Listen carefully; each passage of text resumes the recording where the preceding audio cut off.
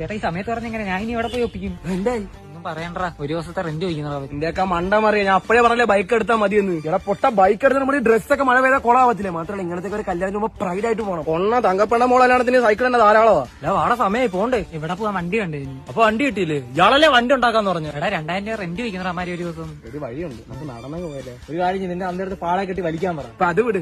വേറെ എന്തെങ്കിലും വഴിയുണ്ടോ വണ്ടി കിട്ടാൻ? എടാ ഇനിയിപ്പോ ഒരു വഴിയുള്ളൂ, എന്റെ മാമനെ വിളിക്കാം. അയാളാണെ കാറുണ്ട്, ഞാൻ ആളുമായിട്ട് മിണ്ടത്തില്ല, അതാ മെയിൻ സീൻ. എടാ നിന്റെ മാമനല്ലേ, അയാൾ ചോദിച്ചു തരൂടാ, നീ പോയി ചോദിക്കേ.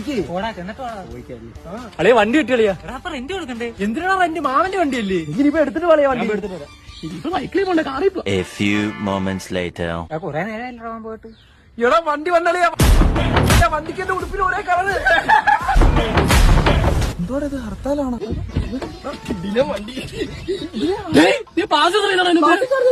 അവന്റെ മാമൻ. കുറെ വാഹനങ്ങൾ വന്നോളൂ.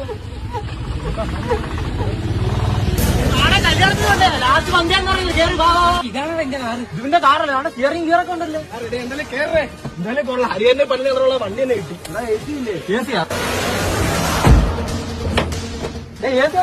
പിന്നെ ഭയങ്കര കൂള്.